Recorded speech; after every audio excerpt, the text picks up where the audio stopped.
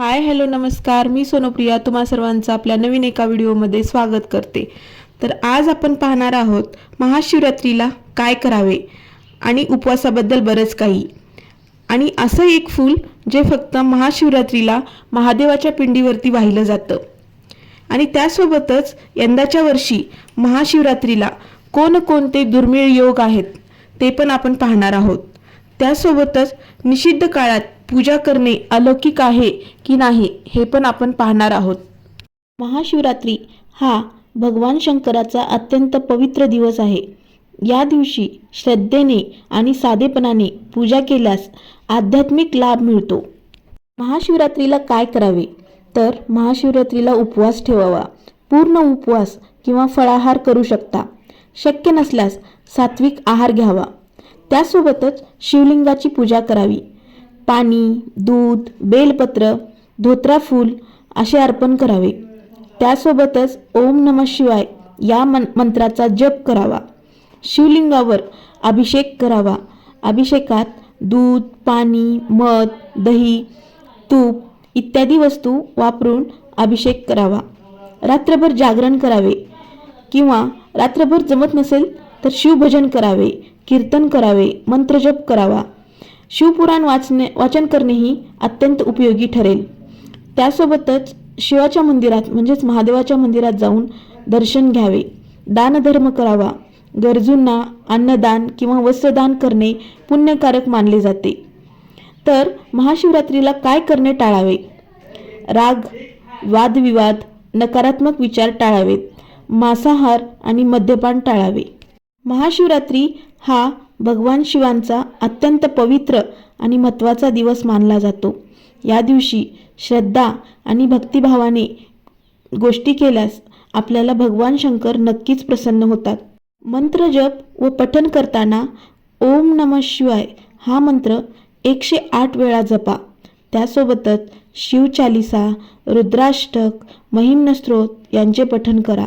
रुद्राभिषेक करणे अत्यंत शुभ मानले जाते।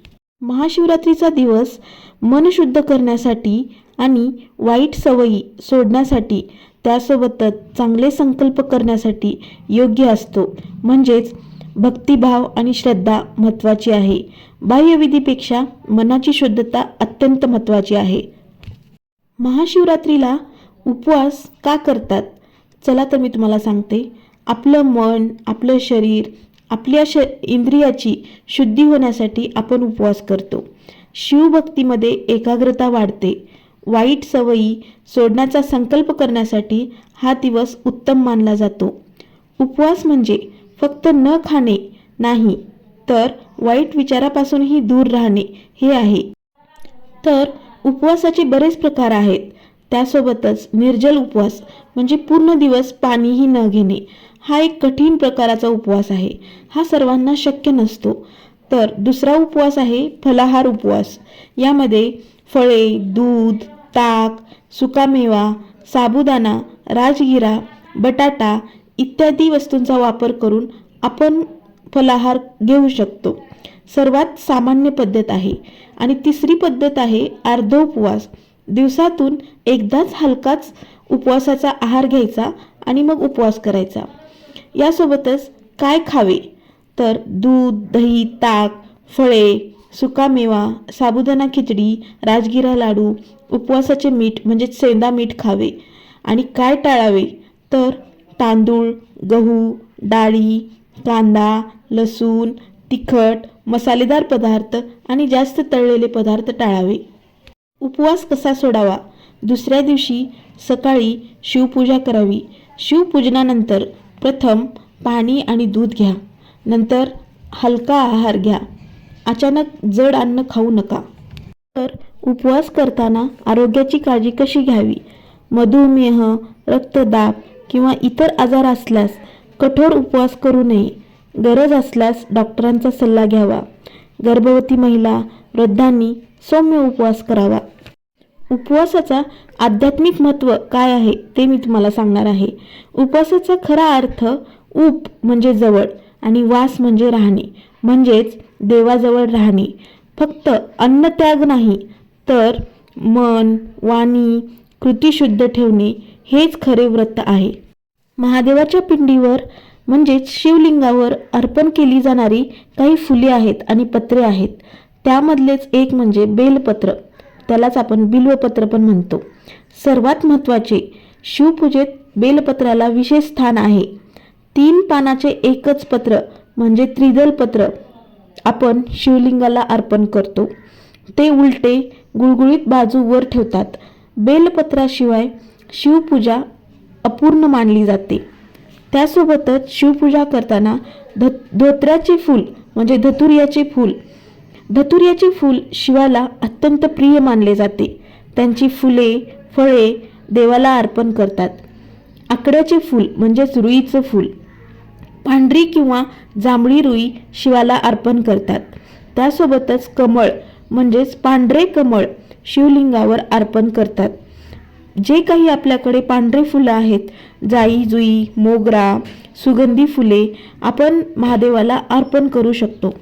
शिवलिंगावर न अर्पण करायची फुले कोणकोणती आहेत ते मी तुम्हाला सांगणार आहे. केतकी म्हणजेच केवड्याचं फूल आपण शिवलिंगाला अर्पण करत नाहीत. आणि तुळस आपण विष्णूला अर्पण करतो. सर्वात महत्त्वाचे फूल ताजे आणि स्वच्छ असावे आणि श्रद्धेने अर्पण करावे.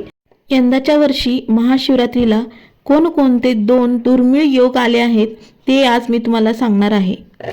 लक्ष्मीनारायण योग. यावर्षी 19 वर्षानंतर लक्ष्मीनारायण योग हा महाशिवरात्रीच्या दिवशी बनणार आहे. हा योग भगवान शिव, देवी लक्ष्मी, भगवान विष्णू यांची कृपा एकत्र आणतो, ज्यामुळे धन, समृद्धी, यश, कीर्ती आणि संतोष मिळण्याचे संकेत मानले जातात. हा योग सर्व राशीवर लाभकारक राहण्याचे संकेत आहेत. पण विशेषतः काही राशींना जसे की मिथुन, कुंभ इत्यादींना शुभ परिणाम मिळण्याची शक्यता आहे. आणि दुसरा योग म्हणजे सर्वार्थ सिद्धी योग. महाशिवरात्रीच्या दिवशी सकाळपासून संध्याकाळपर्यंत सर्वार्थ सिद्धी योग चालू राहणार आहे. हा योग संपूर्ण काळात यश आणि आपण केलेल्या कार्यात यश देईल. इच्छांच्या पूर्ततेचा योग मानला जातो. यामुळे पूजा, व्रत, अभिषेक आणि साधना यांचा परिणाम अधिक वाढतो. उत्तर आषाढ आणि श्रावण नक्षत्र योग. या दिवशी उत्तर आषाढ नक्षत्र संध्याकाळपर्यंत आहे आणि त्यानंतर श्रवण नक्षत्र सुरू होईल. हे योग शिवपूजा व ध्यानासाठी अत्यंत शुभ मानले जातात, कारण श्रवण नक्षत्र भगवान शिवांचे प्रिय नक्षत्र आहे. काही ज्योतिष मतानुसार चतुर्ग्रही योग म्हणजेच कुंभ राशीत राहू, सूर्य, बुध, शुक्र यांची युती बनत आहे, जी काही राशींना विशेष लाभ देण्याची मानले जाते.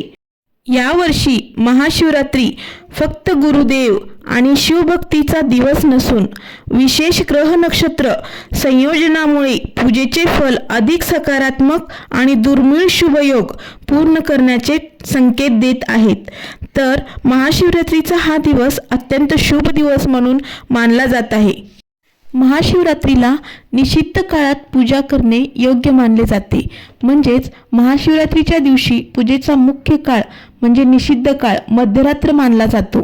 त्यामुळे निषिद्ध काळात पूजा करणे योग्य आहे की नाही यावर आपण बोलूया. महाशिवरात्रीचा शास्त्रीय पूजेचा काळ महाशिवरात्रीला कृष्ण पक्षातील चतुर्दशी तिथी महत्त्वाची असते. विशेषतः निषिद्ध काळ म्हणजेच मध्यरात्रीचा काळ हा भगवान शिवांच्या पूजेसाठी अत्यंत शुभ मानला जातो. या रात्री 4 प्रहारामध्ये 4 वेळा पूजा करण्याची परंपरा आहे. त्यामुळे महाशिवरात्रीच्या दिवशी रात्रीची पूजा निषिद्ध नसून अत्यंत शुद्ध मानली जाते.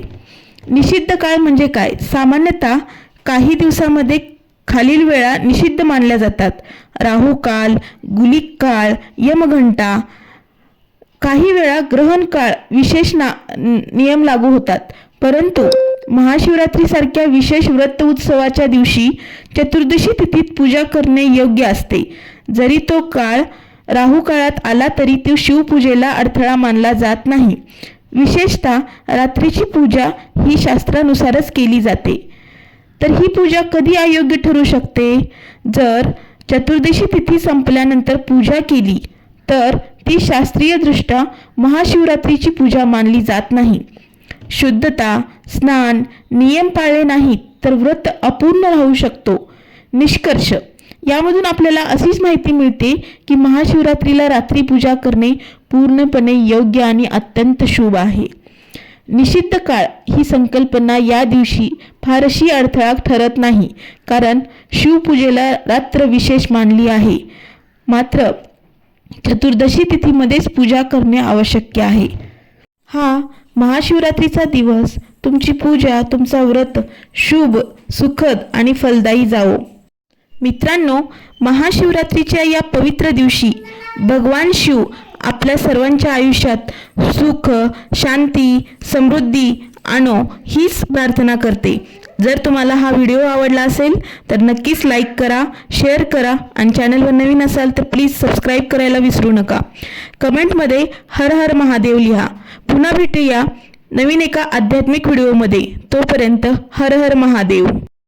आशा आहे की महाशिवरात्री तिथीचे निषिद्ध काळ 4 प्रहरांची ही माहिती तुम्हाला उपयुक्त वाटली असेल. ही माहिती आपल्या कुटुंबापर्यंत आणि मित्रापर्यंत जरूर शेअर करा. अशाच धार्मिक आणि ज्योतिष विषयावरील अचूक माहितीसाठी आपल्या चॅनलला सबस्क्राईब करा आणि बेल आयकॉन नक्की प्रेस करा, म्हणजेच तुम्हाला पुढच्या व्हिडिओची सूचना लगेच मिळेल. हर हर महादेव.